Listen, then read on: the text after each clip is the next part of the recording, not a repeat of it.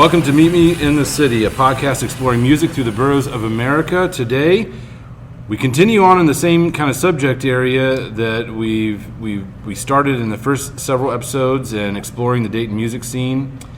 Today, we have someone who has been around for a long time, who has played in... I mean, it's we've been around a long time, too. It's true. Played in a bunch of different projects, bands, still playing, putting out great music today, including the most recent album. Recording with different people? Oh, yeah. Yeah. We're so happy to have on the podcast today Nick Kizirnis. Nick, thanks for joining us. Yeah. Thanks for having me. Thank you so much. We're excited you're here. Me too. Yes. I'm excited to be here.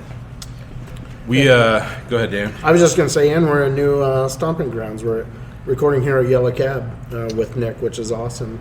I'm glad Mark and the people at Yellow Cab let us come in here today. So. Yeah, absolutely. Great venue. Love Yellow Cab. Yep. Yeah. So, Nick, give us your Reader's Digest version of your origin story, where you came from. Obviously, Dayton is a central piece of your story, but where did you come from, and then your love of music. How did that come out? Great. Sure. So Sean can do this if I need to keep moving. So I'm born and raised in Dayton, Ohio. Picked up the guitar, right before high school, and never put it down. Learned how to play music in a band with John Dubuck and Tom Vandervoort and Greg Johnson at the beginning of high school, and that was the obvious.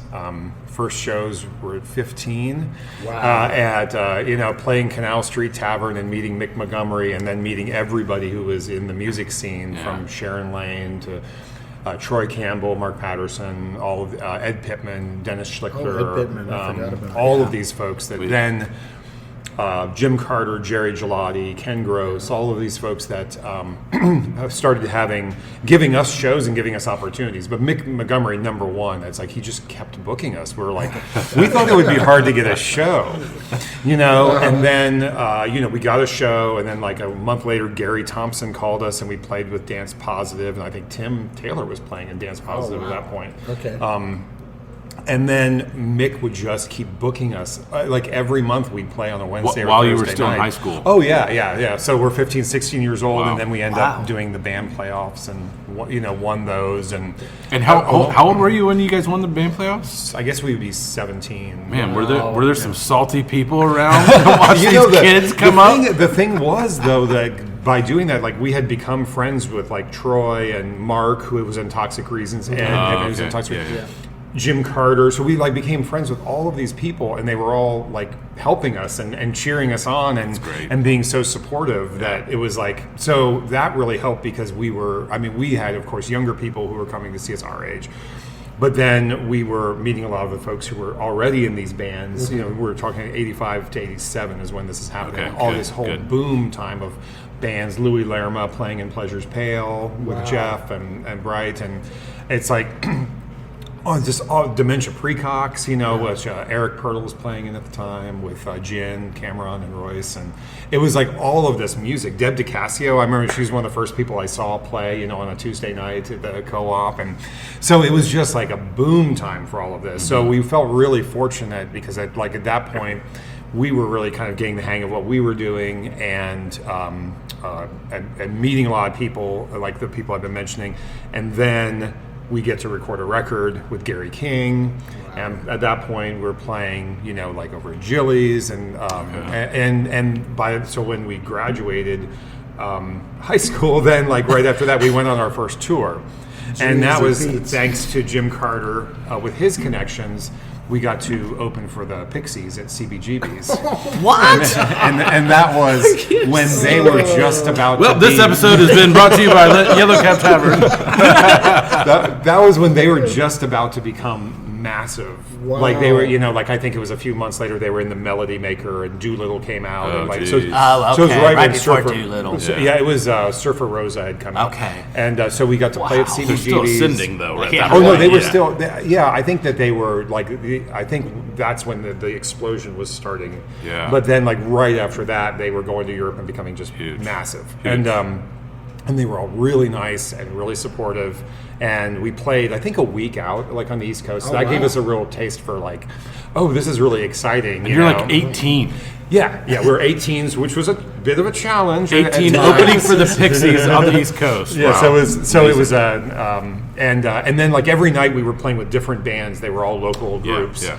And then that was, of course, the New York City gig, right? So that was like, we were really looking forward to that. And after the show, we were just like, woo, and we go, we're on the Jersey Turnpike, and we're on the side of the road, and we're like looking at the map because we got to get to Morgantown, West Virginia, and we got hit from behind by someone coming full speed at us. Oh, geez. And luckily we were on the side of the road, and for whatever reason, we were not in park. It was just in neutral, so like the guy driving us just took his foot off the brake and we rolled, but the back end of the van was smashed in and the gas line was bent and cracked. Geez. So we had to dribble gas in. And then every time it's not like we weren't driving around in the mountains, which is exactly what we were doing. Every time we took a turn, gas would come pouring out. Gas was like the fumes were filling the van. I'm pretty sure you shouldn't have done that. Right. And we thought about going home, like, because at that point we were like a weekend, we were worn out, was on our way home, and we went to it. And the show in Morgantown was an all-age show. It was the Underground Railroad, which is right now. It's called 123 Pleasant Street. I think Lung just played there a little while ago. Wow. But it's like, it was an all-age venue, and then like a regular like punk venue. And they did these matinee shows where like the kids could come in and like you can get like a cheeseburger and a Coke or whatever with the admission or whatever. So it was like, and it was packed. Wow. And it was like one of the best shows, I mean, we just been at CBGB's and then we bought T-shirts and everything, and but we saw the bathrooms. We survived the bathrooms. Yeah. So, but and that show was incredible. So we had so much fun back in those days, sorry, I just took a whole detour. No, it's great. Yeah. But like at that point when I went into college, I started playing with Ed Lacey and Jim McPherson and Rob Schaefer, and we had a band called the Killjoys and the Raging Mantras. I don't know. I guess the John and Tom were about to move to Chicago. Okay. So like that was kind of happening there, and then towards the end of that, we were starting to do some recording, and I think I was close to graduating college at that point, and we felt like we were getting some steam. And then Jim and I had this idea that we would invite Kim Deal to come see us play. So we did, and there's different stories about us putting flyers in mailboxes. I don't think that's right, but I don't know. Well, tell us some different stories. Yeah, What is Well, that? I don't know that. I think something about Jim and I flyering our house, but I don't think that seems right. But we did. I mean, I remember years of putting flyers on telephone poles, on cars, and people. So it's possible, I guess. But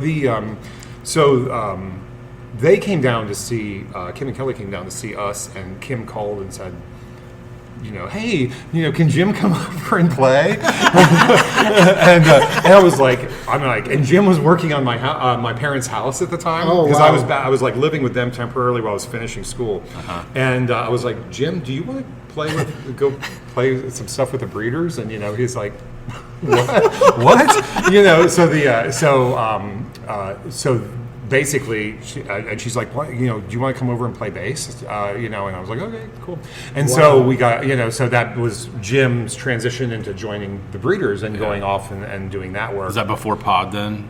No, this was after Safari. This was when he joined. They made Last Splash. Oh, okay. Yeah, okay. and then became really big. So it was, so it was really. So Jim went from playing Canal Street to playing the world, right? So, and so when that happened, then like Jim being out of commission, I had connected with Matt Espy, who was in Wallaroos South, right? And Ed and I formed what was to become Cage.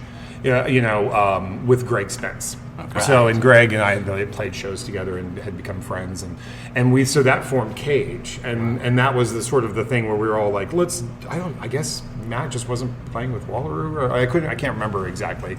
We'll have to go back and do some edits here. Let me call Matt real quick.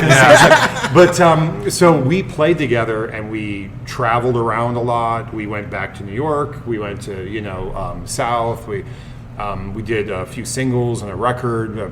Got to play with like Shudder to Think and Fugazi, because at that time a lot of those bands were happening. It was a really exciting time in Dayton. This is like early mid '90s. Yeah, had just great. We would go for lots of weekenders like all the time, and that band, like, it took a really long time for people to even get it, to understand what we were doing, and but we had so much fun playing, and I think that band just went and went and went and went, and then finally it just kind of wore, and it just kind of wore itself out, I think, and I think we were all really tired and noticing, like, I mean, we're sitting here getting ready to, set up, and then the Brainiac van goes by, and then we're like, okay, let's go. Goes by again. So and what they were doing was really exciting, and like we were trying to figure out how to promote and get out and play, and Juan would show up and just be like, he would give me every single contact he ever had,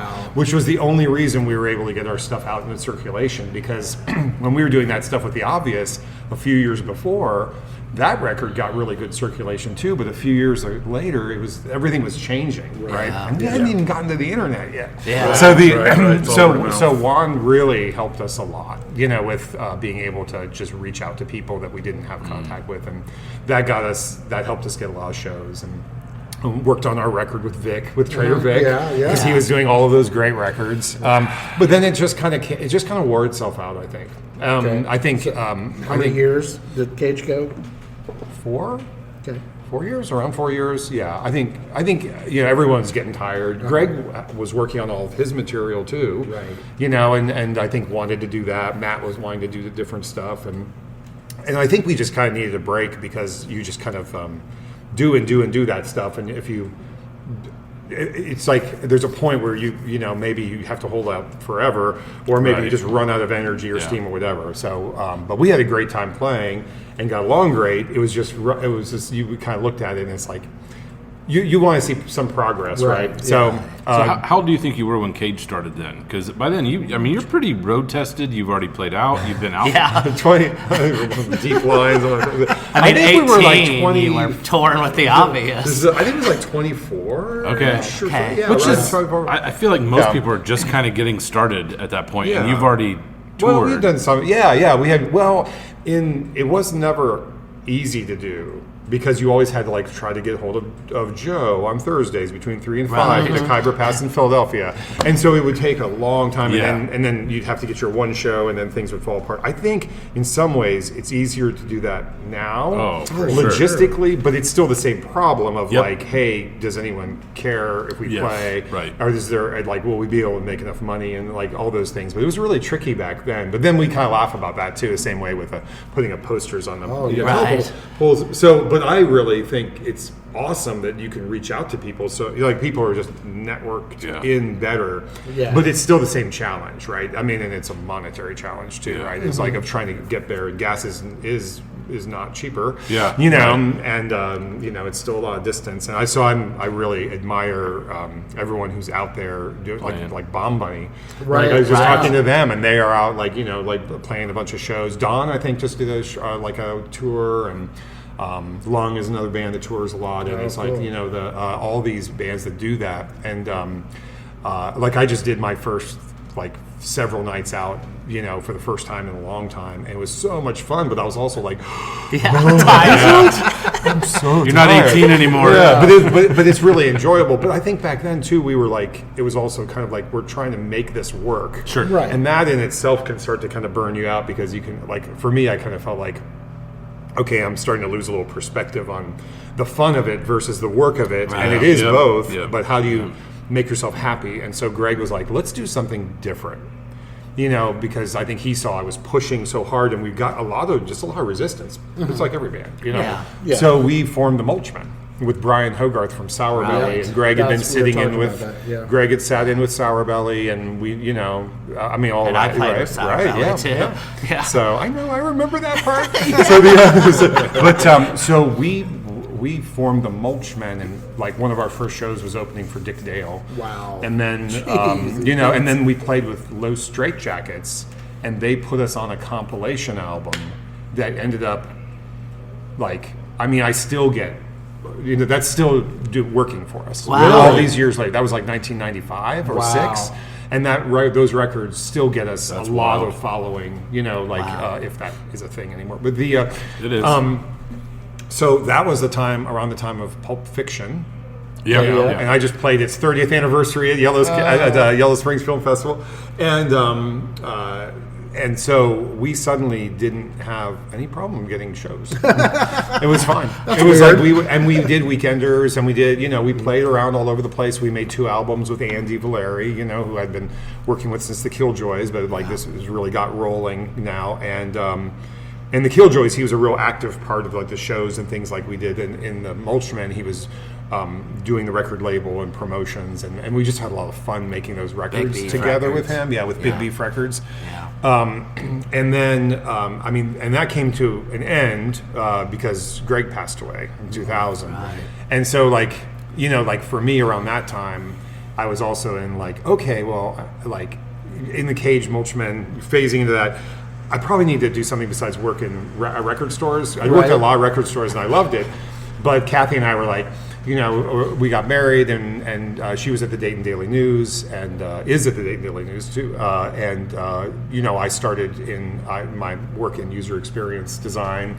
And that was early days in that field. So, and I was, tremendously confident in my abilities or my ability to convince you of my abilities. And so I ended up working at LexisNexis and then a series of consulting with NCR and a number, everyone from Elder Beerman, if you remember Elder Beerman, to NCR, to Reynolds and Reynolds and would do that for shouting 25. out a bunch of Dayton locales. Yeah, because I worked for a small company that was basically developing for these companies, and then and I've been doing that for 25 years now. But at that point, in that transition, and when Greg had passed away, it sort of took the wind out of my sails of playing, and we were going to have a baby. And who would become the greatest Taylor Swift fan in the world. Hey. So and have a really excellent taste in music, just like Kathy does, just like her mom.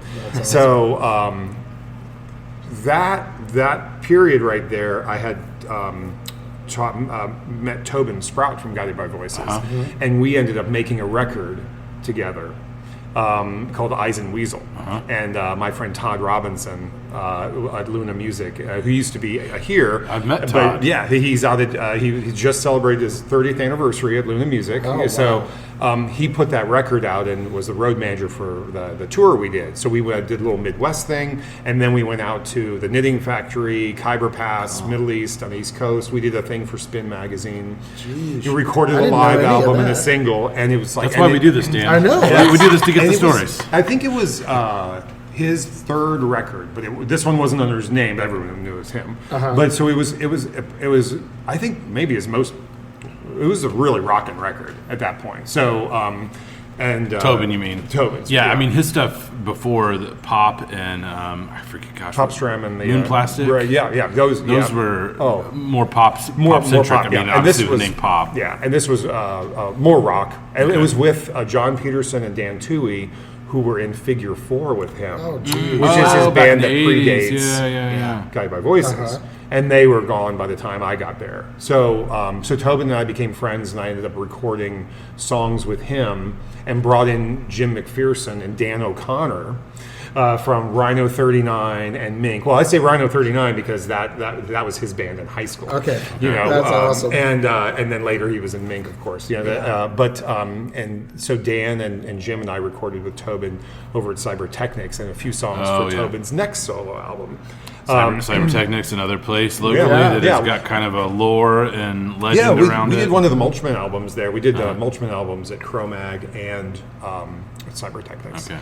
So at that point, like I said, that was sort of the I felt like kind of a finale for me. I wasn't sure if I was going to be able to do it because I was feeling about everything.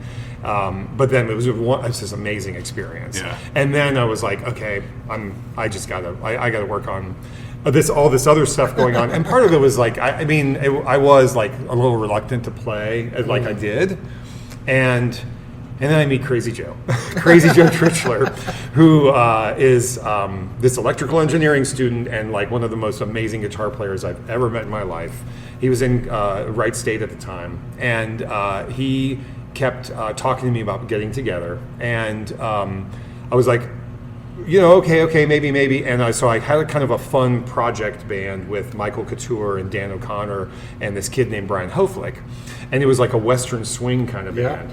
And eventually Dan was traveling too much, and I like reached out to Josh Hogue, who was a friend of John's, I think we knew him from Skyline because we all worked at Skyline Chili for college, and so that's what I'm thinking. And if you worked Josh, there, you appreciate and like Skyline, right? If you I love Skyline. Oh yeah, absolutely. Just wanted to, like any of these haters outside of Ohio. I'm a vegetarian now, and I still love Skyline. Yeah. I just can't eat it.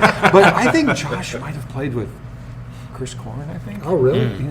I'm forgetting. I'm sorry, Josh. We could call Josh and ask. He reminded me. So I got Josh and Joe together to play on a co-op. Oh, cool. And we were just going to play some country music, and it didn't work out because my kid got sick and I had to bail, and so I stuck them. They were like waiting for me. Oh, no. And I was like, so Joe and I got together. I didn't think he would after that, but Joe got together. We went to Cro-Mag and hung out, and he played half of the Mulchman's material on guitar and the other half on drums. Oh my gosh. Wow. And he's like, like first time you sat down? Yep. We should work. I'm like, he's like, we should work together, And so what happened was I had started recording some stuff like around the time that Greg had passed away. And then I put it down because I didn't want to deal with it. And re-recorded one of the songs with Tobin. Well, Joe was like, we got to get you back in a band, And so we did two things. We recorded my first album. I had recorded it with John Shao. Joe finished it up at Soundspace in Yellow Springs. Oh, yeah. And he claimed he didn't know how to like overdub stuff. So we always said that I had to sing all the tracks from beginning to end. And I, and he did, of course, but he just did. He's like, I don't know what to do. So he just pushed the button. And I had met Mary Lanahan and Brian DeWeese around that time. I forgot Mary Lanahan. So, and then Mary came into the studio and sang on the record. Oh, very cool. And then Joe and I and Josh and Mary and Brian Hoflick formed the Nicky K and his Fabulous K-Tones. And so that was a rockabilly band for about 3 years. We played with Brian Setzer. Cool. We played with like Bill Kirchen and Big Sandy, Deke Dickerson, all these like rockabilly revival people who the Mulchmen had played with a little bit too, because Mick Montgomery, Commander Cody, this whole and stuff like that. So like, and Mick's always like, here, we got to get you boys to play with them. I'm like, I am like 30 now, but so we became friends with all these guys, and then the K-Tones ended up going to Las Vegas a couple times to play at these rockabilly festivals. And then Joe had his band called the Mad River Outlaws, which was a rockabilly trio, and then he ends up going too. We arranged that, and then eventually Joe ends up like headlining in Vegas, right at this festival, and touring with Deke Dickerson and playing with all these killer California and Austin musicians, and going to Europe and playing and doing all of this stuff. But we did a record together with Gary King. It was mostly live in the studio, and it was really fun. And then Josh moved to Austin. Okay. And joined Asleep at the Wheel. It was like played with them for years. And Joe had his own band going, as well as his masters at the time, I think. And Mary and Brian were moving to Seattle. Were they? Yep. And it just kind of came to a natural end, So and it all suited me because at that point I was traveling a lot for work. So I didn't feel like I was a very good, band leader. We had, now we had our second child. So it was like the focus was a lot on work, family, and then like hoping to do music, but it's like really on the side. Yeah. Not writing a whole lot, not doing a whole lot, but still like trying to do stuff. So like we ended up in a group called Nicky K and his Nicky K Orchestra, which pulled back Brian Hogarth got Jim because Jim was on break from the Breeders, but later Dan Stahl would play, and later Kelly Morlock would play, and I had played with Kelly on and off in a kids band called Dory and His Daddy-O's. Yeah. So again, Kelly Morlock, another guy from high school, and his band Bongo Bay. Wow. And they were in the band playoffs. Everyone's in the band playoffs. So yeah, so this is why you do what Libby tells you. Like, you get in the band playoffs because it's such an amazing. Like we were just talking about last night at Steve Phelps' show. Oh yeah, there was because I played with Steve Phelps and Denny and John. We had for a little while this Clash reggae tribute band, and called the Rude Boys, and then also the Fair Shakes, which was the band we had, which was essentially kind of doing a second take on a lot of John's material he had written in the previous years, while John Dubuck. Okay. While at the same time, John was kind of working on what everyone kind of knows now as a lot of his material that's in the Guilty Pleasures and his solo recordings that he plays. His Chicago, post-Chicago stuff. So it was kind of a transition band and a chance for us to play together again and to play with Steve and things like that. So wow, I just muddled the history. Yeah. Okay, tell us where we're leaning, because I have stuff I want to go back to and come back through. The 2000 teens, we had the Nicky K Orchestra, but I was working in Florida for part of that, and I was traveling for work and doing all that. So we'd only get together every once in a while. Okay. And that led into around 2016, one of the last things we did is we recorded a record, and we were almost doing nothing. And then I met Daisy and Kate and Rochelle in Lung, and we played with them. And around that same time, I think I was moving from job to job to job. And again, we had this band, but it just wasn't. We were reworking Mulchman songs. It was really fun to be with everybody. Liz Landis played violin. Tommy Raygun played keyboards with Ed. We had 2 keyboards. Wow. We were just doing a lot of having a lot of fun, but it was we couldn't do it much, and mostly it was because of me. So around that time, my dad had been ill for a while, and he passed away. And I ended up I think I'd been going, working with a couple startups, and which was just the startup experience. And I ended up in a corporate job that was actually had kind of okay, after doing this for 20 years, kind of getting to a position of where I could find some stability and some growth. And I started writing songs all of a sudden. Wow. I just started writing tons of songs. And I was and Mark Patterson had moved back to town, and he was yeah, I'm looking for something to do. I'm helping take care of my dad and his stepmom. And I was do you want to come over? And he would come over, we'd work on a song, he would help arrange it. Mark Patterson had been living in Austin for 20 plus years as a session drummer. Oh, wow. For songwriters like Robert Earl Keen. And then he would tour as well, but what he had become is a songwriter's drummer, right? It's so he helped me with I learned so much about He's arranging. from Dayton originally? Yeah, he's from Dayton originally. Did he play in bands around here before he was in left? the Toxic Reasons. Okay. There we go. And then in the Highwaymen. And then they all moved to Austin. That's right. And then I had stayed in touch with Troy Campbell over the years, and I'd backed him up a couple times when he would come here and stuff. So, but Mark and I he had played drums for. He filled in for the Obvious one night back, but otherwise we hadn't worked together, and we just had a great time. We get together every couple weeks, and we started doing this. And then he joined Sunvolt. Oh, geez. So now he's touring in Sunvolt. Not from Dayton. So now whenever on breaks from the tour, he would, we finished this record of what I thought originally was going to be a country album. It turns out to be this sort of Americana, indie rock, noir kind of moody thing of stuff I'd never really written before. And I kind of was thinking about writing I want to write Graham Parsons, sad country stuff. I was really influenced by also Nico Case and Kathleen Edwards. And people, and so I was writing this, and I couldn't sing, and I could sing, but I couldn't sing, and it wasn't working. It wasn't, and I was what if these weren't in my voice? What if it's just forget me singing at all? And all of a sudden the songs started flowing. So I approached Kate Wakefield in Lung. This all makes sense about, now. I was and I have done this before in people where I'm hey, Mary, do you want to come over and sing a song with the K-Tones? Hey, do you want to sing 2 songs? Hey, do you want to be in the band? So like, you pull him in a little. Hey, Matt Espy, you want to come over and play these 3 songs with us? And then 4 years later, he's like in the back of the van, So it's like, but like just kind of opening the door to possibility. And we were like, we had no idea if, if she would like doing it or if it would work or whatever. And so Patrick Himes had been saying, just come on over and record something, all these things coming together, right?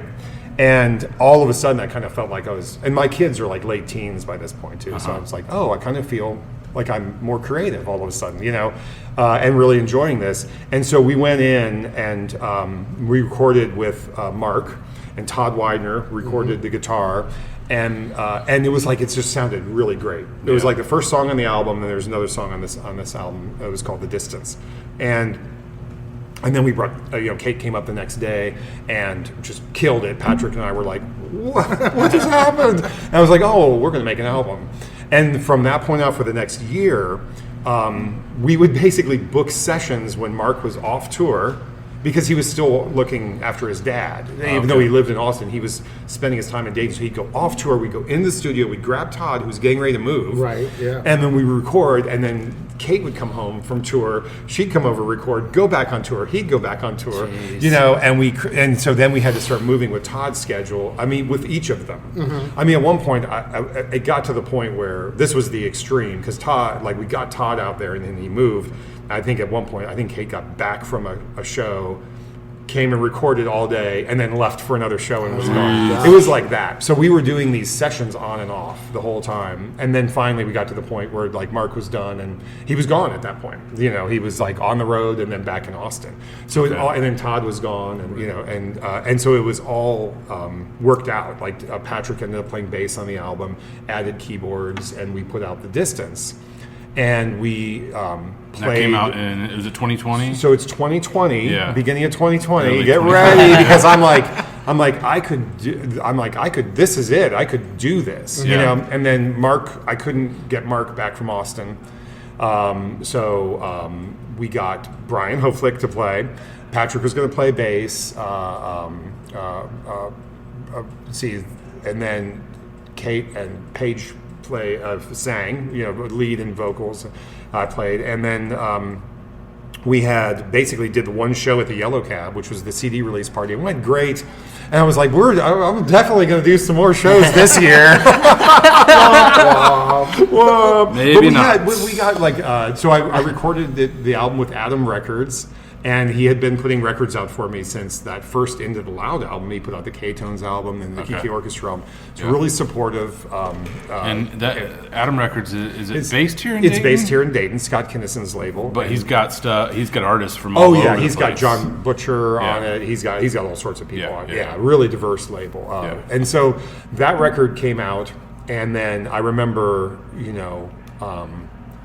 thinking we were going to book shows, and obviously no one booked shows. Right. We were all stranded, and so I still felt like in a creative mood. I also felt like I was hiding under the bed or whatever. So I had been working with my friend Pat Seisenberger, who builds these incredibly beautiful acoustic guitars that are really unique.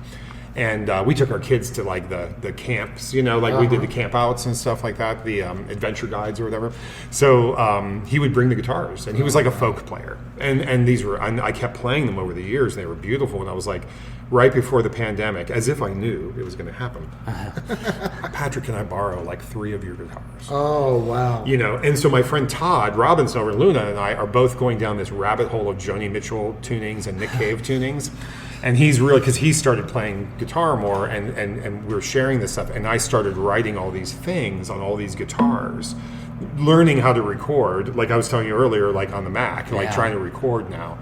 And so I had just, right before that, Kate and I had recorded a song for the University of Dayton for this film students, a movie. Cool. And we had just done, and it was kind of like this swing stuff, it was like Django kind of type of thing. And then there was one weird noise piece and all of this stuff, and we recorded it remotely. So because she does studio work, and some of that's remote. So so I was like, hey, would you be interested in maybe playing on these acoustic songs I'm working on? No, and then by this time I learned, I didn't give her any direction. I was just like, here.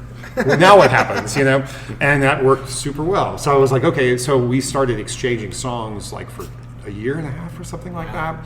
2 years almost, and originally Matt Espy was going to play on it as well, but everyone's going through their whole pandemic things, and so it becomes this acoustic guitar and cello record that's like this, like sort of what Tim Andrell called from Sweet Cheetah. As I was thinking of this as like a folk new age record, he's like, no, this is like post rock. He's like, it's post. I'm like, it is post rock. So and that turned out to be a great idea. Thank you, Tim, because that gave, like, we put out this record called Quiet Signals. And that record, like, ended up getting some pretty decent circulation from people who enjoy that, you know, like the acoustic side of the Explosions in the Sky, with, you know, like in bands like that. And so finally, we get to the beginning of 2023, and we did a show over at Vagabond. So just like, you know, and this is an album of like all this reverb and like it's all this real lush, but it was, when we played it, it was just one cello, one acoustic guitar in these weird tunings and stuff. And that was a really neat Where's way. Vagabond? Vagabond is over in the 3rd Street, the Front Street warehouses. Oh, okay. It's an beautiful art gallery that Jen Hunter has. Here in Dayton. And she does shows there, and it's, oh my God, it's amazing. I need to check it out. So we played there, and during the same time, I had written another record that I started writing right after The Distance, because I was like, I gotta keep writing because we're gonna have shows, you know. And then nothing, and but nothing was really happening. And then I like ended up breaking my leg because I was jogging on Thanksgiving morning. Just one of many holidays I've ruined this way. So the first one was those two. There's one I ruined Thanksgiving because I was out jogging in like the rain, and was in the woods and, you know, so I was laid up. So and so I started working on these like weird songs because I was a little out of my head at the time, and they became basically like kind of a pandemic album, you know. But we didn't know what to do with it. So as far as recording, as far as how to approach it. So I started I started recording my demos with a click track. And so every once in a while the fog would lift, and then you could see people, and then the fog would right. Yeah, you know. So what happened is I started thinking, well, what if I just got people to send stuff? Because at this point we had done the record in the studio, you know, and then Kate and I had done the record remotely. And I was like, well, we can do this record remotely. Yeah. So Paul Livingston from Trash Can Sinatra's offered to record a guitar solo. Tobin Sprout offered to record some parts. And Todd Widener offered to record some things, and Kate offered to record, you know, so like all of this. And these are all people who are not local. Right, everyone's dispersed, right? Well, and so what I did is I built the demos, and I was like, okay, well, that's what I want to do, but I don't know if these demos will hold together. So I got together with Jim McPherson, and I asked Daisy Kaplan, who plays drums in Lung, but played bass in Foxy Shazam. Oh, wow. Yeah. And basically toured at the, you know, like, I mean, they were a big band. Yeah. And so I was like, well, what would happen if you got Jim and Daisy together, and then you play my slow, mopey songs, you know? So, and they sound, I couldn't believe it. So is like, are they both playing percussion then? Well, no, Daisy was playing bass. Bass, okay. So we rehearsed at BHA, thanks to Tim Pritchard, and it went really well. And I ended up cutting demos as a result of that using a click track. Okay. You know, and I was like, okay, I think this all works. I take it back to Jim, and he plays with it, and he's like, it works. Everything worked. Because if it didn't, I would have had to have recut it, you know. Right. So BHA, not to interrupt you, but BHA, that's like the piano place here in town? Yeah, they have some... they have recording studios they there? have, because there's teachers that have spaces there. So okay. I've just never heard of anyone going there to record stuff before. Well, no, so we were just practicing there. Oh, okay. So I went actually to his house, his basement, with you know, with all the grandkids' toys. That's where, I mean, there's no recording. No one's going anywhere except there's occasional moments, right? Right. So we did make a couple attempts to go record, and then someone had COVID, right? Yeah. So basically, that happened, and the whole thing was just stalled, and I wasn't sure what we were going to do. But I had all these songs, and I was starting to track them. And so a couple things happened. One, Todd offered to play, and that transformed the entire record.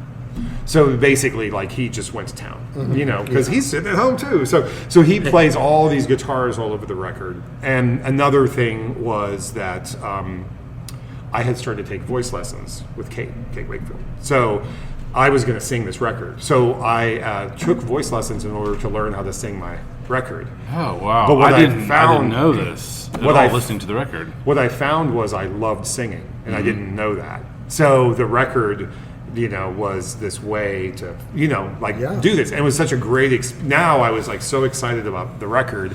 So we'd get the tracks from everybody and then pass them to, everybody. And the way it worked out, we ended up recording the bass and drums last. In the studio. Wow. It's like opposite. Yes. Yeah. So at this point, like the Quiet Signals record had come out, and then we finished this album, and they were like, we both recorded the whole album in half the time because the album was completely recorded. We had all the cello parts, we had all the guitar parts, we had all the keys, we had, and my guide vocals at the time. And those guys would just sit there and be like, you want to try this? Oh, you want to make the kick drum here? You want to do that? And then they just played bass and like professional, like killer, bass and drums. And we just recorded all day, and Patrick and I were just like, woohoo! It was like it was a party, Yeah. And they said they really enjoyed it, but we really got lucky because like we got everything with a good feel, and part of that was just because everybody I just mentioned was just helped so much guiding that through. Yeah. And then the other part of that was that when we did that show at the Distance, Amber Hargett opened for us, and Kylene opened for us as well. And as the show where it was just you and that was when we did. No, that was the back in 2020. Okay. So that was the Distance release party. Okay. So as a result of that, yeah, Kylene and I started chatting about making music and kind of, just like giving each other some support because she had an album that came out, and she did one of those shows like at Yellow Cab at the outdoor shows, and like everyone hadn't seen each other in forever. Early on, and we were like, like it went for a little while of us like, we're like, hey, do you want to try working on something? And she had a song she wrote that called "Left on the Pavement," and we ended up recording that with Jim McPherson, and then Gabby Erbacher came in too, and we recorded it with Gary King. But what had happened as a result of that is Kylene and I started writing some songs together.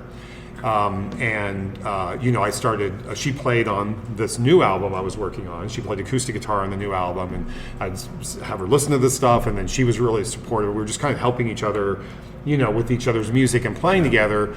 And then once I did the record, I started setting my sights on what I was going to do, and at that point she became she's the lead guitar player in the band. So that was cool. The plan. And so she and I have been playing together both as a duo and in the band, which is now with Kelly Morlock on drums and Brian Lakatos on bass. Okay. So Brian from Shrug and so many others, and Heather Redmond's band, amazing band. And Kelly Morlock, I played with Jane Sachs, and I had been in her.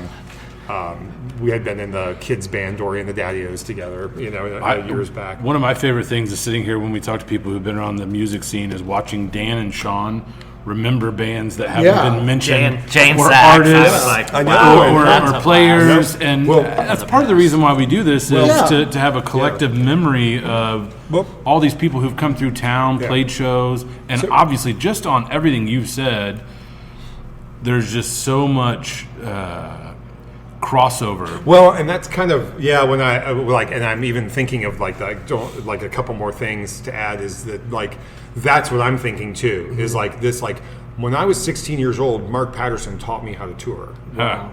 And then when I was however old I was when I was then he was like helped me arrange my songs and made an album. We made an album together. Like with Troy was the same thing. I mean, he went with us on the tour. Like he was helping us do all of this stuff.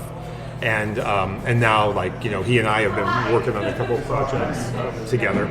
So, but sorry, this is my entourage is coming in. We'll pause here quickly and let them.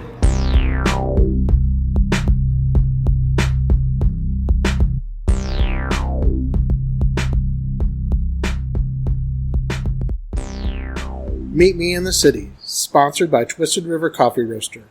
Twisted River offers an unpretentious approach to specialty coffee. Visit twistedrivercoffee.com and use promo code INTHECITY at checkout to receive a one-time discount of 10% off your entire order.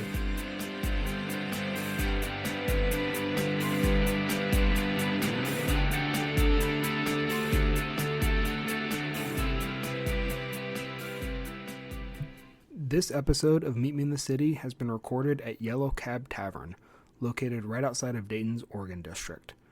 Yellow Cab Tavern is one of Dayton's premier gathering places, showcasing live music performances from local artists, food truck rallies, art shows, and so much more. Stop by for a beer and food. They have great pizza and brunch on the weekends. They also have a rotating selection of beers on tap. They're located at 700 East 4th Street. We hope that you will stop by and support them as they have supported us on this journey.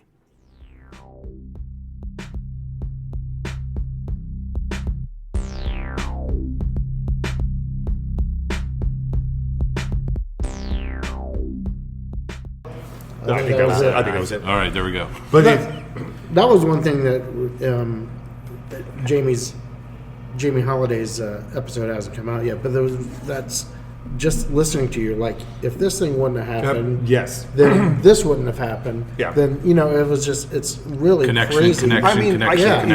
I mean, honestly, like seeing Kylene play for the first time and just being like, wow, like this like amazing songwriter, and this incredible guitar player, like seeing people that are that, like I remember seeing Pleasure's Pale, Dementia Precox, the Highwaymen, like back in the Dance Positive, like Deb DiCassio, Sharon Lane, like all these people back in the day and being so inspired, and and today, like I see Amber Hargett and Heather Redmond.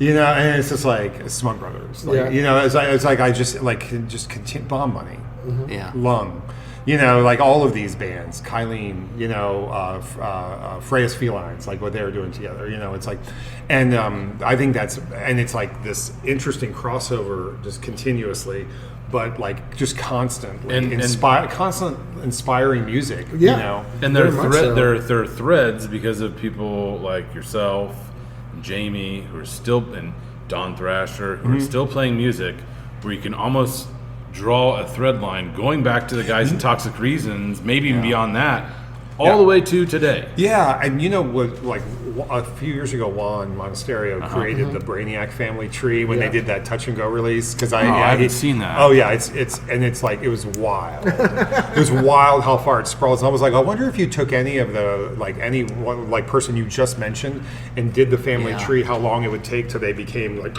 Yeah. Because I ended up at the tail end of one, and then it was just like, it's just really. But the reason was, it was a very like interesting way that they got around. It wasn't like, some of the way I'm describing it is sort of like this straightforward like spidering thing, but then everyone connects. Like, I'm connected to Don because he's the first person I saw rock out, and he was like, he and Greg were like, hey, come on, you can do it, and always was. Which and then I worked connects with him you later. to like every other person that we've talked about. And then one day I'm sitting there blindfolded at Cro-Mag recording a guitar solo on one of Bob Pollard's solo records, because it was like, without being able to hear the music. Really? It was like, okay, here's the music, now stop. And then I just played the guitar solo, and they're just losing it in the back, Oh my gosh. and because it was, and I'm like, when I'm doing like fun things like that, I'm like, how did it even get here? It was like, how did this even happen that we just did a blind guitar solo? And this is how it is, because like when I was 16 years old, I was playing shows with Guided by Voices. And it was like Paul Comstock and Bob and Mitch and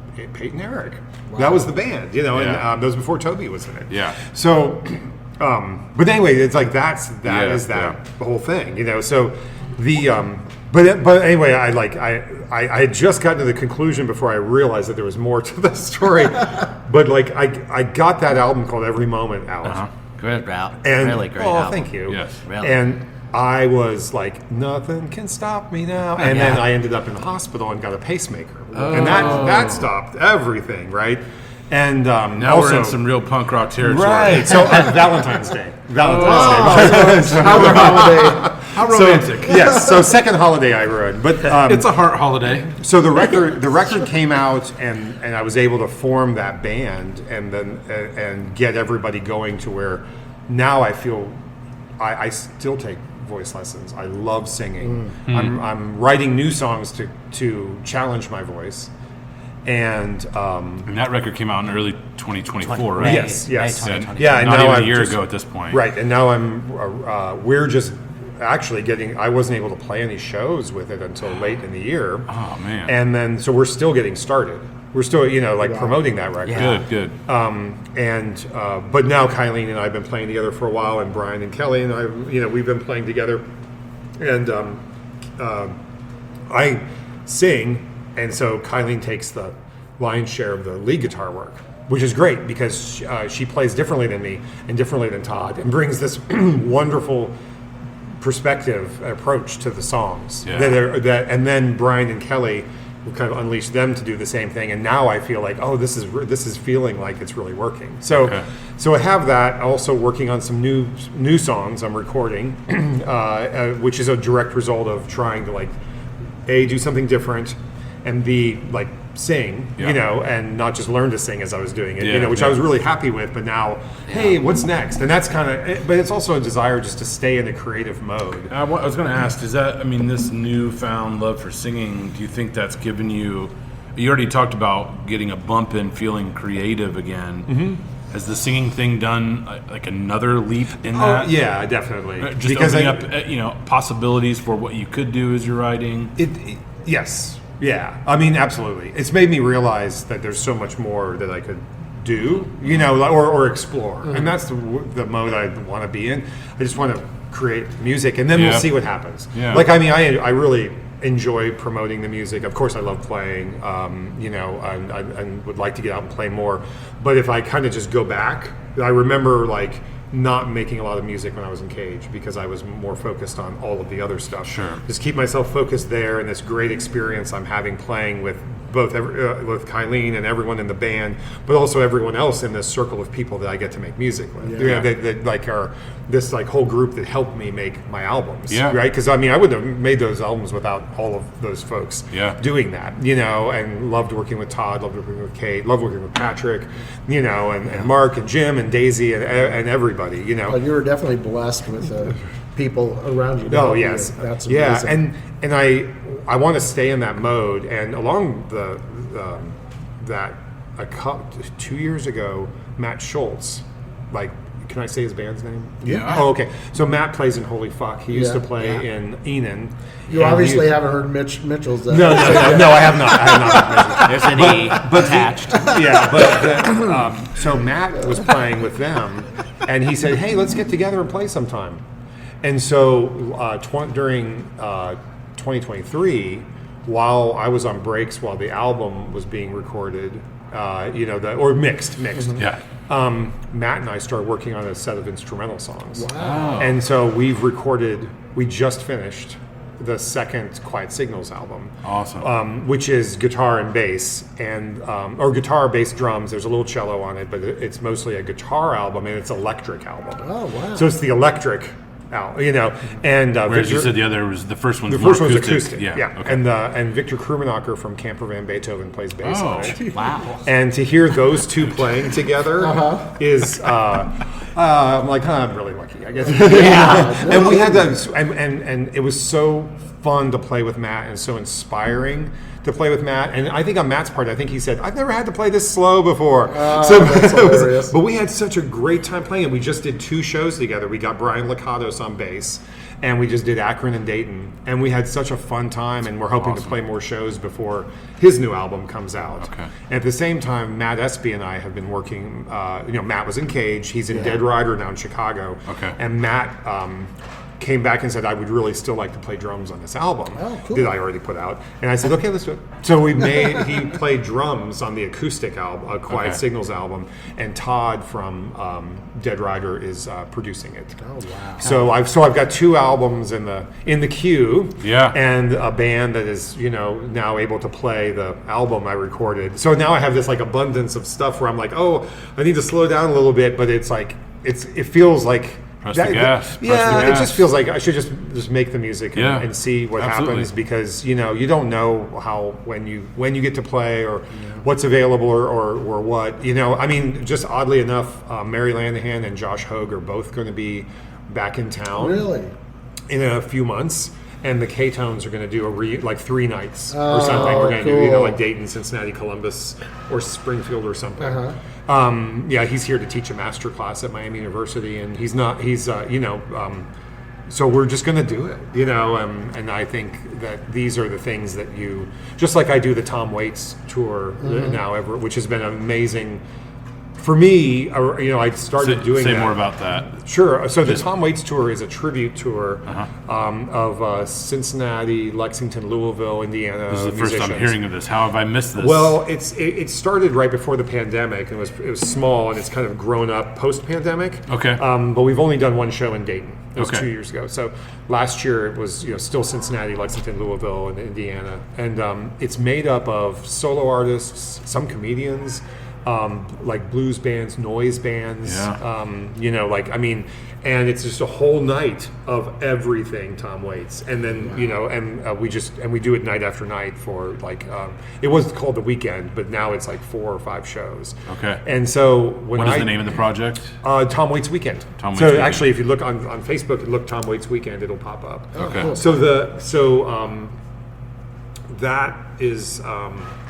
Put together by Camille Jasis Wallace in Louisville, who it's called Feed Louisville, and she runs the Arthur Hotel, which is like transitional housing for people going out of rehab, trying to get back in. There's a cause behind what you guys are doing. They developed it. It was a way to awareness, but it was also some of the people that were sort of involved in that. Okay. And so there were burlesque dancers as well as musicians, and so it's just grown up kind of organically, and we all just have a lot of fun together playing. But for me, that was really sticking my neck out to go like play a Tom Waits songs, right? Yeah. But also to sing, and I've had this amazing time doing that.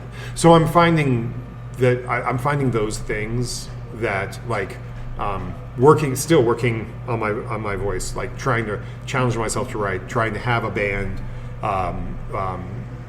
Trying to collaborate with people, like just basically staying in that mode is sort of like makes me feel still connected back to the original days, like the way things kind of worked, even though everyone was in their bands at the time. But it's like it just feels kind of like the right way to do things. And some people might suggest you'd work on your voice in the opposite way you think if you're going to do Tom Waits songs. right, yeah. It was a real challenge. Stretching your voice. Yeah. Well, it was a real challenge. If you try and sing like him, you're going to probably kill your Yeah. Oh, and voice. there are some people who are actually like really good at doing that. I don't try to do that, but like I go up and I do a few I do songs from the big time, which is the mid '80s when he started really Falling Down. Yeah, I do Falling Down. Yeah. So it's those. I do like a set of those songs, like 5 songs, and then I just do them on solo acoustic. But Paris Good played guitar with me in Cincinnati last time, and so we had this like total space blues going, and we didn't practice it at all. She's just like she's got up there and killed it, and of course people are like because she's such an incredible player, So, but yeah, I actually like met her because she was playing as part of it with Nate Wainscott, and so I'm like, you want to sit in? And we did it. And so love stuff like that. Yeah. I did that once at the Dublin pub. I took all these people who didn't know each other, and I had like Kelly Morlock, Michael Couture, Paige Beller, Liz Landis. It was like all these people coming up and playing like Hank Williams songs and other traditional kind of country songs, but none of them knew each other. Oh, wow. It's a pretty crazy scenario. Like no rehearsal, nothing, just jumping up and playing. I didn't tell the Dublin pub what I was doing. So I think we did it twice. No, it sounds like a cool and idea. And it was basically like a big like hootenanny rockestra thing. Even if it's a disaster, it still sounds fun. Well, it turned out great. Yeah. And actually, just because I'm as a result of that, because that would have been, I'm going to get the year wrong, sorry. It's all right. It's going to be 2008, 2009. Like I had heard, what is that? Jesper the Colossal, and I was like, and then I heard Paige play solo, and I was like, oh my gosh, I was like, do you have any more of these songs? And then she started sending them to me, and we end up in a band together called Paige and the Bel Airs, which was with Kelly Morlock and Chris Witham on bass, and got to play all of those songs that she's doing before she took off and started doing her solo adventure. Like all of that amazing music that she makes now. So this was kind of the transition band. Yeah, and it's like I forgot to mention I got to be in Dementia Precox for a little while. So doing that synth industrial band when Eric left, I got to work with Jim on that, Jim Cameron, and it's I think that covers it all. But the all right, I have some questions. We've done. But it was like I don't know if that's the Reader's Digest version. No, but you guys didn't stop. We did. Sean, we don't want to stop. We don't want to. Well, that was probably the first time I've actually traced that history with with a focus on people in mind, because like I forgot to mention that Todd Widener played bass in the Mulchman, right? It's just like. And Greg played drums and Sour Belly, so it's just like these connecting things that are all people working together. It's like Eric Reith and I were talking last night. It's like, why have we never played together? Which is what Brian Lakatos and I were just saying. How is this not happen? So things like that, where like every once in a while, Paris and I were talking about, like, well, when are we going to go do? We're going to go do a thing like we did in Cincinnati with the Tom Waits stuff. I'm like, oh. Yeah, we're gonna do it. just give me a second to catch up. When we had Jamie Holiday on, we talked. I think it was on. I was in Haunting Souls once. That's another one. There you go. So Nate got sick. Take it all the way back. They were in the band playoffs, and Nate got sick. So you filled in for Nate Farley. I filled in for him, and CJ showed me how to play the stuff, and we played together. And then that goes back in the back of your mind, and then like had dinner with Jamie not too long ago, and he's like. And you remember that one time? Yeah, I remember that one time. I was like, oh my God, that was so much fun. So, yeah. And of course, I feel like I've probably also, run, maybe Sean will help fill in, like, a bunch of stuff I've forgotten to mention. So, but anyway. Well, I have some questions. Do you want me to go? Yeah, let's frame this, because I think we got most of the history down. What's amazing, though, is I don't remember if this was... We've covered so much, I don't remember if you said this as we started or before. But you're like, I don't know if I'm going to remember all the details. Well, if you don't remember all the details, you remember a lot of them. Yes. I mean, there was a lot. Yeah, and I'm sure there are more that will pop up. And even after, maybe you listen back and you're like, oh, I should have thought about that. Part two. Part two. That's right. The missing years. I don't know where you want to start, but we can do kind of. I wanted to go way back. Yeah, same here. We can do like a rapid fire and see, kind of some reactions, because there's. Still one of the questions, and this maybe goes back before maybe even you want to go, Sean, but I know one thing we like to talk about, you talked about your picking up the guitar and never putting it down, basically. Yeah. But why'd you pick it up? Yeah, see, that happens every time I even think about the guitar. You get cheering in the background. Yeah.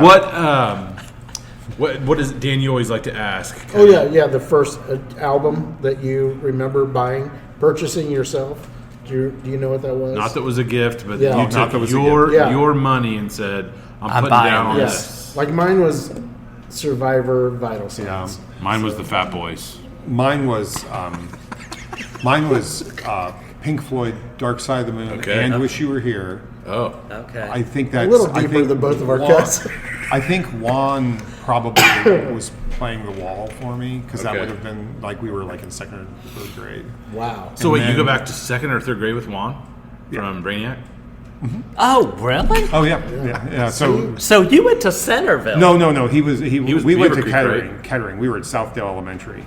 Okay. He's a year ahead of me, and then I moved to Centerville. Okay. Not long after that. Because I know we went to high school together. Mm-hmm. I did not know you in high school. I knew John Dubuck in high school. Yeah. But everybody knew John Dubuck. Yeah.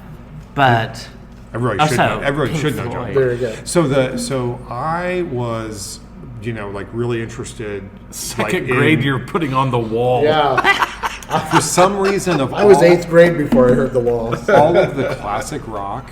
And I remember buying the Final Cut when it was new, so we got to it was like I worked that way up to a disappointing finish. But it was like so I guess The Wall had been out, and that was one of the bands that I heard on WTUE or whatever. Yeah. I mean, I was really interested in the Doors and Led Zeppelin and the Who, but I was not. But Pink Floyd grabbed me for whatever reason, and I bought every record, and I loved every record, even the bad ones. And it was like I was buying all the psychedelic ones and that stuff. Like, and my parents were like, "What are you buying?" And then that was then a shift into the classic, classic rock period. But it only lasted a little while, because by the time I was hanging out with John, then he was playing me Beatles. of course, which of course I'd heard, but then you did the Beatles version because it's Right, John. yeah. And then Paul, his brother, was recording 97X, Planet X overnight, and John was grabbing those tapes, and we were playing. And then like every single punk album all at once. So it was like, I remember that because that I was so absorbed in that I wasn't listening to any new wave and stuff like that, which is what Kathy was listening to at that time. So it was just like this, just inundated with that's kind of how that went. But that's also goes back to some of the early guitar stuff because I'd hear that early Beatles stuff and they got me interested in some of the rockabilly stuff. My dad was playing me early Johnny Cash and Elvis rockabilly stuff. Yep. And so that was what was catching my ear. Yeah. I wasn't making the connection between like blues and country and Pink Floyd. Now it seems obvious, but it's like at the time that just was like, it's so weird. I want to be weird too. But at the same time, like I love that more, that traditional playing too. Yeah. So that kind of informed me. So what's your first instrument? Guitar? Yeah, I tried to play the piano a little bit. Just I don't know why, but my sister Jen is a great piano player. I was terrible. I still can't do it, but it's like I don't know what it is. So, but yeah, we had. I mean, John and Greg Johnson and I, maybe Tom too. I don't know. Tom was the drummer in high school too. But it was like we took guitar in music class, and John was already playing, I think. So, but and then Greg played bass, and I just kept going with the guitar. Yeah. Okay. And then when you form The Obvious, when you're listening to 97X, which was a radio station in the Dayton area that played all new modern rock. It was out at Oxford. It was awesome. Yeah, out of Oxford.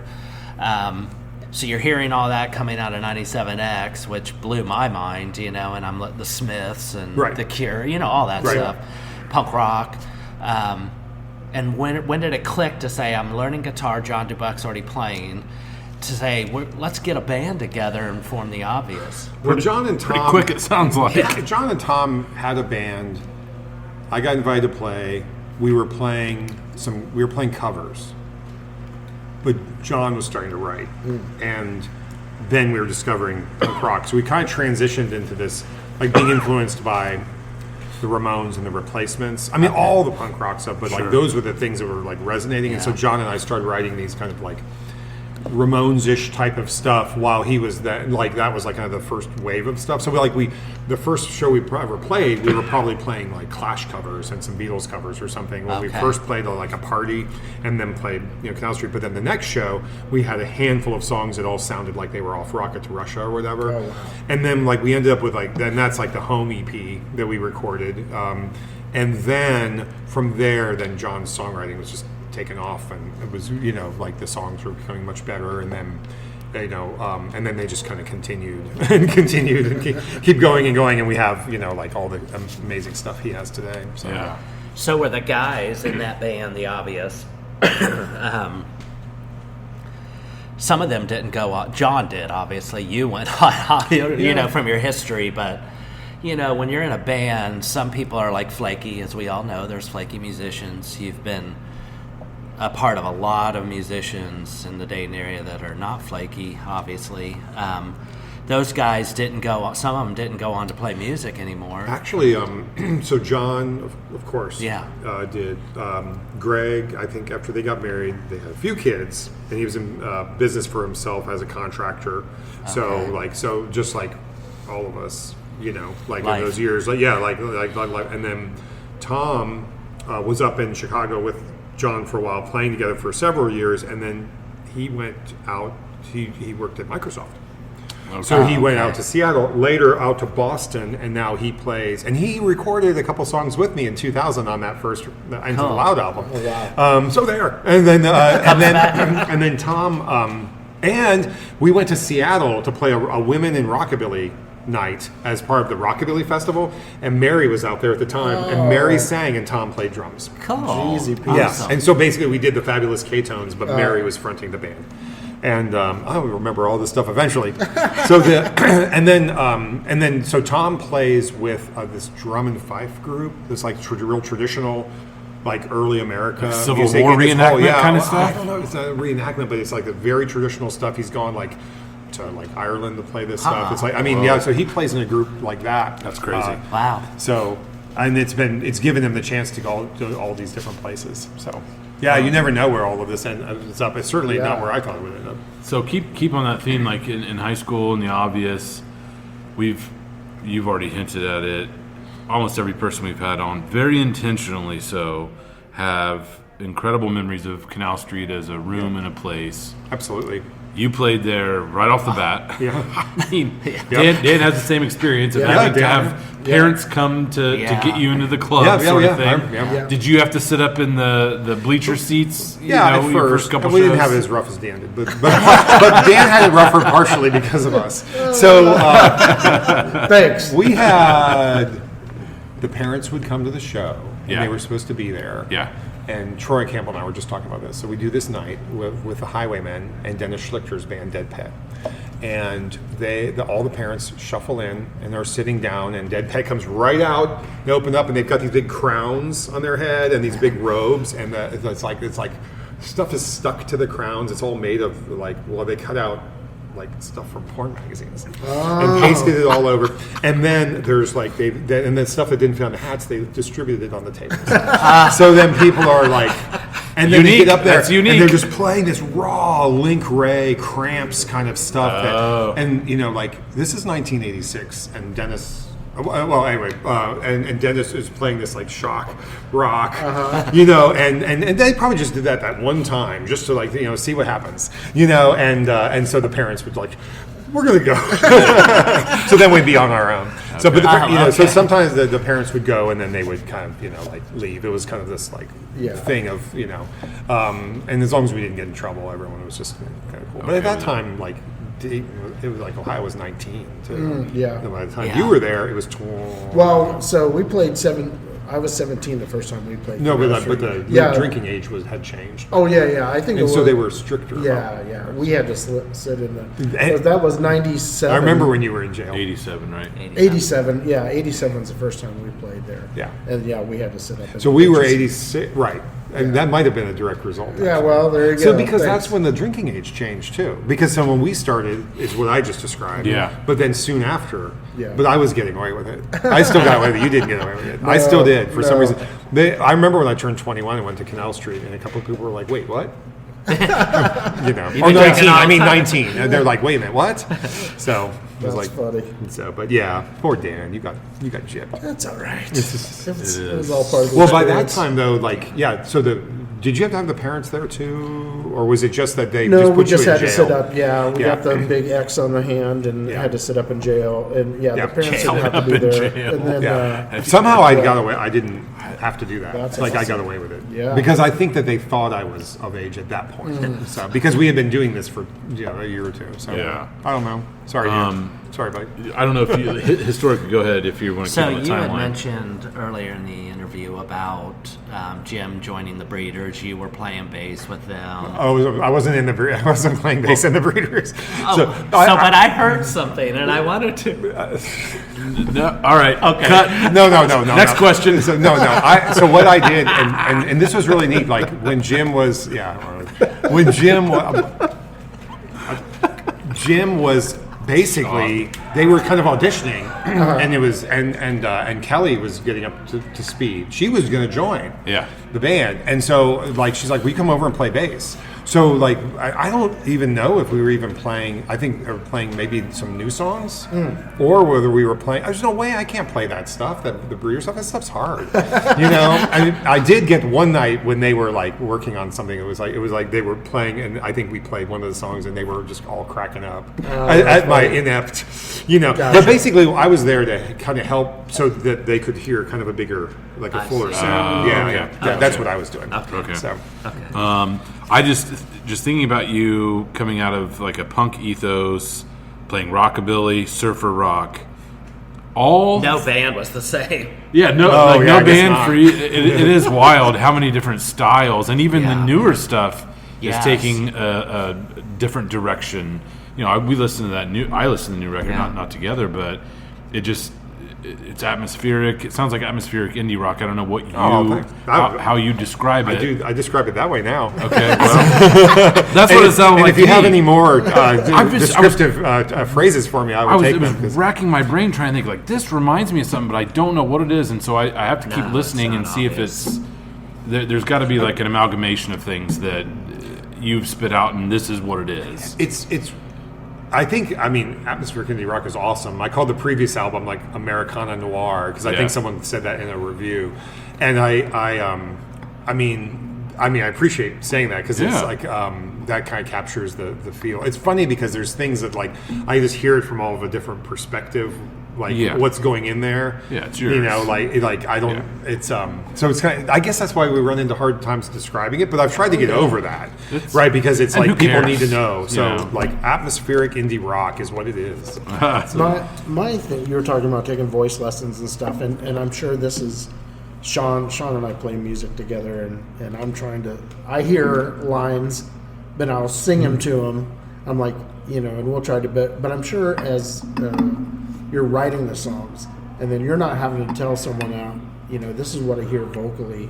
You're able to put that into what your true vision. That has to be liberating to some degree, don't you think? It is actually, and it's also there's a learning part of that where it's like, oh, that's right, but then when you articulate it, what I learned is I'm like, okay, it's one thing to learn how to breathe and sing and not in the throat and you know, but then it's another thing to sing expressively and to communicate effectively. Right. I mean, I knew nothing about this when I was singing punk rock and rockabilly. I mean, in rockabilly you're in a character. I guess in punk rock maybe you're a character, but and that's part of what I'm learning now, and that's fascinating. And it's gotten me to go back to other singers and really appreciate like what's going on there and how much they think about. Because I hear stuff and I'm just like, you just did that, and it's like, no, you didn't do that. Some it's like people though, I mean, no, are some just... people, that's because though that they still know, even if they know intuitively, right? Yeah. But for me, like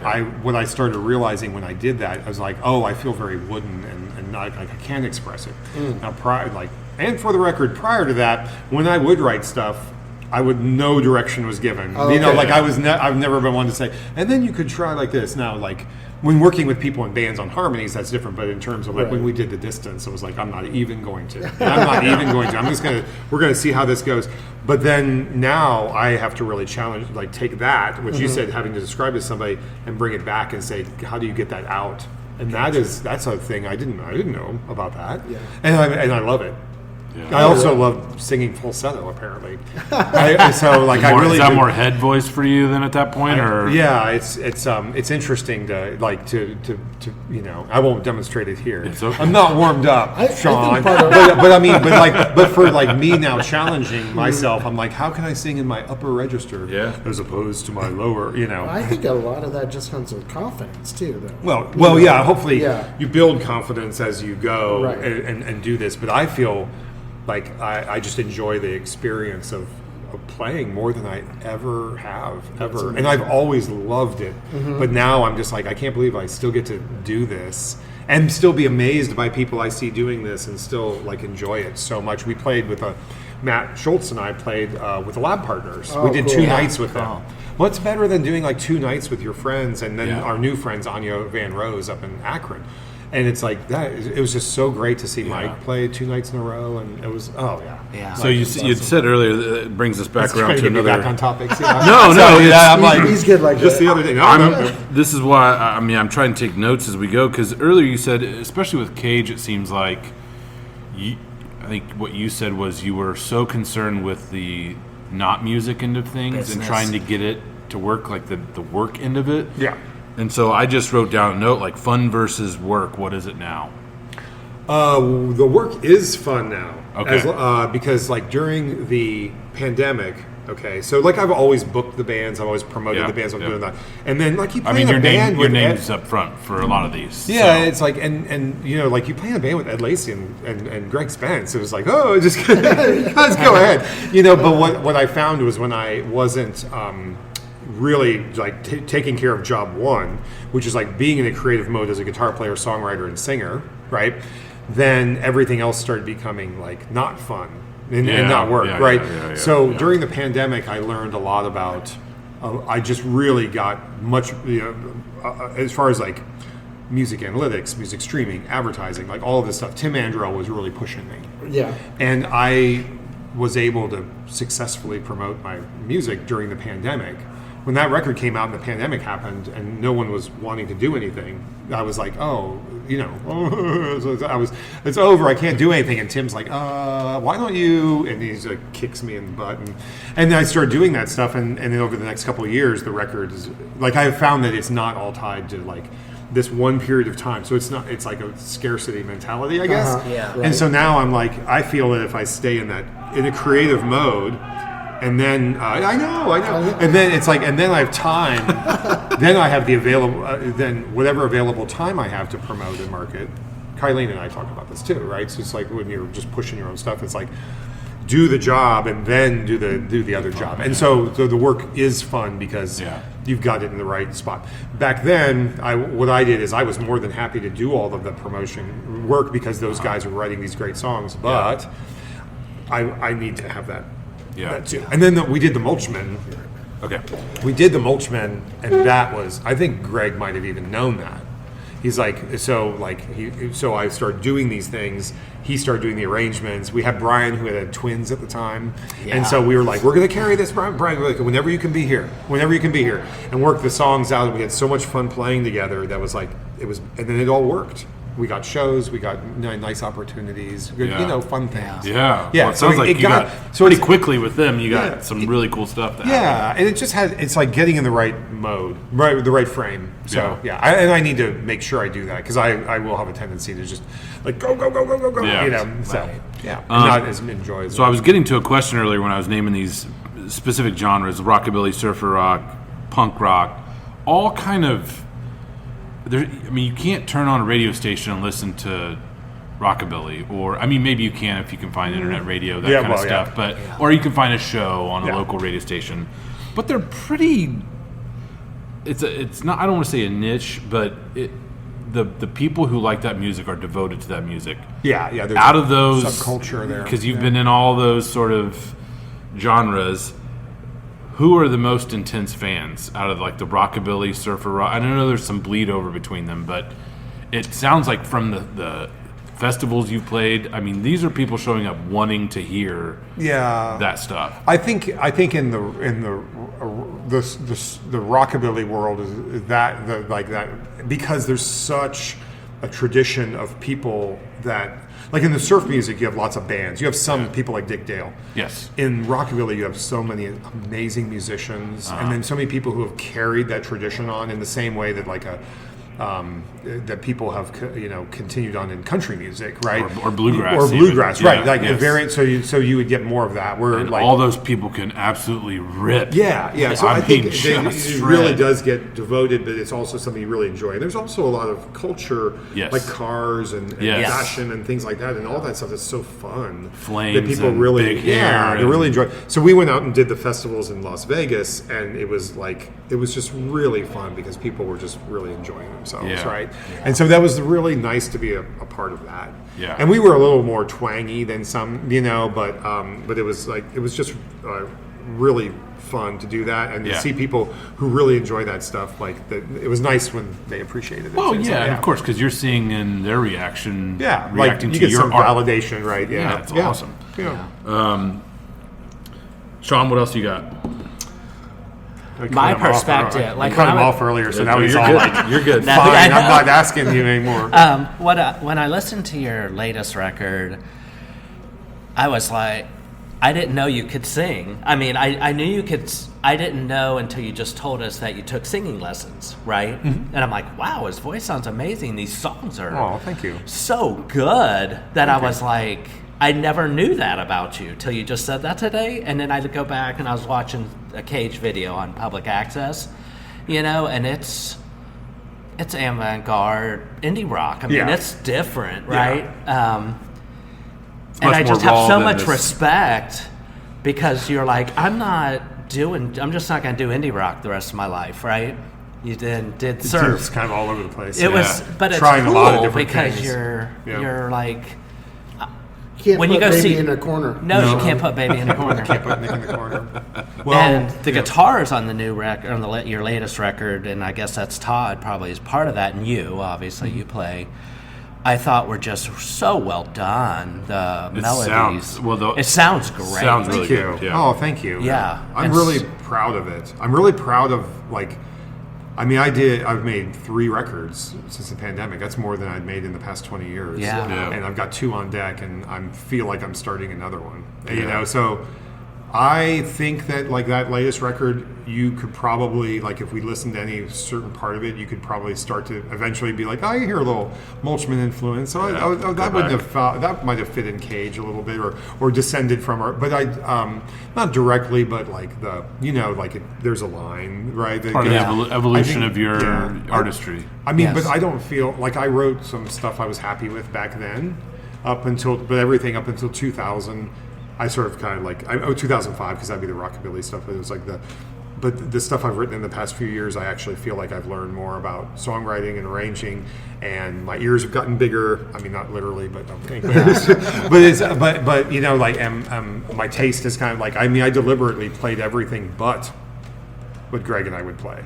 You know, I mean, like, I was like, I'm going to try this, because that was like my way of sort of finding, like, you know, like, just kind of get my finding your own voice, just discovering. So and that, I think all that stuff ended up going in. Even if you don't hear rockabilly on the new album, it's like it's still influenced it, because there's some traditional song structures and things like that. Yeah. You know, and I appreciate you saying that. I'm really happy with it. I'm really happy that I was kind of like bummed out that I wasn't able to like promote it the way I wanted to when it came out.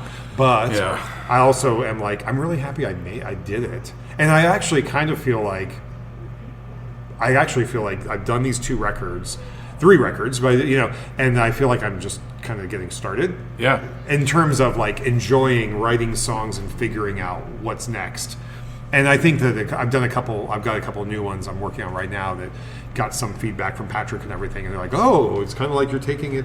You know, I'm like, wait to hear cool. it. So I'm excited, you know, and that's really, I mean, I feel very grateful I get to do that. Yeah. And then like the rest of whatever it's going to be, whether it's playing or recording or whatever, we'll see what happens. So we'll kind of go towards an end here, because I just think that what you said versus the fun versus work, I think Sean, Dan, and I feel that this podcast that we started is a way for us to be with each other, to have conversations with people we find interesting, who have helped to promote and sustain a music scene. And so for us, I don't want to speak for them, but it's a different kind of creative process, but it allows us to have a connection to the music. I don't want to speak for you. Yeah, no, I totally agree. And Sean and I are still playing music, you know, but just it's fun. It's to get together. But this is a creative outlet that we can talk with people who we, you know, in Dayton anyway, we've been in the scene with, you know, have had different experiences than we've had, you know, have gotten farther, have, you know, not gotten, you know, but just to talk to people with, you know, kind of the same mentality that we have, and to me, this is awesome. And as we said earlier, you know, that's why we do this podcast: learn these stories that are otherwise probably be forgotten, and then share them with people who didn't know that these stories existed in the first place. Yes. They will. I mean, and they will be too, because a lot of this stuff is not so documented on social media or whatever, or you know, they're in people, and some of them are in people's blogs, others are in print. It's all over. Yeah. But I really appreciate you guys doing this, because it's also been nice to. Like, I think this might be the first holistic conversation I've had about that, like that, and that's I like. It's kind of nice to, and I think we did fill in almost everything. I know someone's going to. Afterwards, I'm getting texts now, like, "Hey, I'm terrified." We've had some Guided by Voices related projects, and you've had, you know, you're saying there, and I'm terrified. I'm a huge fan, and I'm terrified that I'm going to say the wrong thing or the wrong order of songs or the wrong song from the wrong album, because the fans are just so rabid and into it. It's like rockabilly fans. They're like, yeah. Well, it's just funny, because even as we're talking about, I'm like, I'm having this image of like, I've never played with Don Thrasher. That's not true. Don played drums with Guided by Voices one night at the Asylum. Oh, wow. It wasn't. I think that's the first Asylum mention we've had. And I was and Jim Greer was on bass. Nate was playing guitar. I don't think he was in Guided by Voices yet. And I was playing guitar for a little bit. Bob played drums at some point. It was like, was it an after show thing? I don't know what it was. I think it might have been an after show after the Amps video or something. I was like, but I have this. I'm picturing it because there's maybe Craigo played drums too. It's like but then it's all getting blurred, right? But it's gone. It's gone now. It's a fever dream. It just disappeared. But those are also like those little things that, like I imagine right now, like Todd Widener playing bass with the Mulchmen in Riverscape one night when we were playing.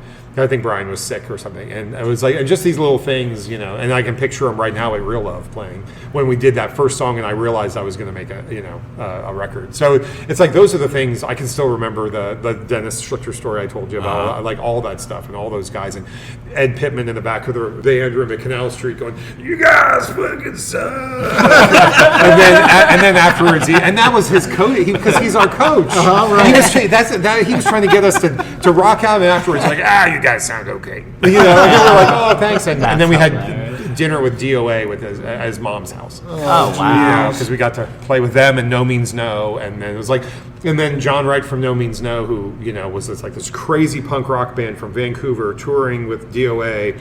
And that's the last one, I promise. And he was actually born in Dayton.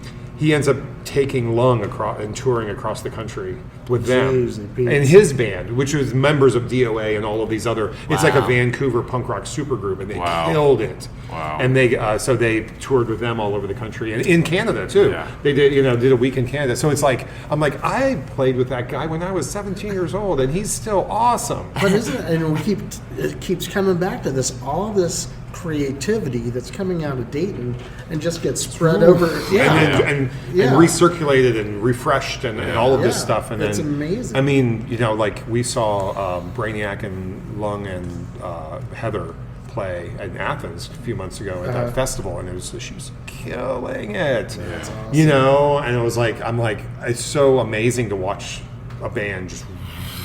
Yeah. That's an incredible feeling, and you guys remember when we saw, like Brainiac at those. I don't know if it was at the Rathskeller, the first show, or the Canal Street show, or whatever. When you saw something and you were like, "Oh wow!" And I've had those feelings with seeing the Highwaymen back in 1987 and Dementia Precox in 1986 or whatever. And just of like, wow. We've all had them in Dayton, in our hometown. We've been lucky enough. Yeah. Well, and that's part of the reason why we want to do this is to tell these stories, and also we're betting that there are stories like this in towns across America that have just not been told or not being told, and we want to. If at all possible, see what happens. Yeah. Well, that's what we were talking about. Every town has to have a Jamie Holiday. Have Nick Kizirnis. Nick Kizirnis. And I'd like to meet both of them. Yeah. No, I think it's a really exciting idea. I really appreciate you having me on. Yeah, we appreciate having you. Look out. You. I mean, you're on all social medias: Bandcamp, Facebook, Spotify, Instagram, Tidal. Can I spell plug everything? Yes. Well, so like my social media handle, right, is like almost the same everywhere. So it's at Nick Kizirnis, which I'll spell. So NickKizirnis. It's not so bad. Or you can go to nickkizirnis.com and you can join my mailing list if you would like, and you can hear about new stuff coming up. So, but either way works. Sounds like so find me there. Exciting stuff coming up too. What's the next show you got? The next show is actually March. I will check the date real quick. It's going to be at Cosmo Joe's. Kylene and I are going to play. We're going to play with Radar and Abia, who is from Cincinnati. It is March 14th. Cool. At Cosmo Joe's. Haven't been there yet. Nice. So, and then we're booking some other shows as well. But those will be coming up. Great. Awesome. I mean, we don't know when this is going to post, but we'll put links. Thanks to your shows. All your stuff. Yeah. Nick, thanks for joining us today. Thanks, it's been guys. great to hear your life in music in and around Dayton and all points in between. Yeah, so, exactly. Yes. Thank you, and everything else, guys. I think we're good. Thanks so much, guys. Yeah, Great to see you guys. Thanks for coming in. Thank you. Thank you.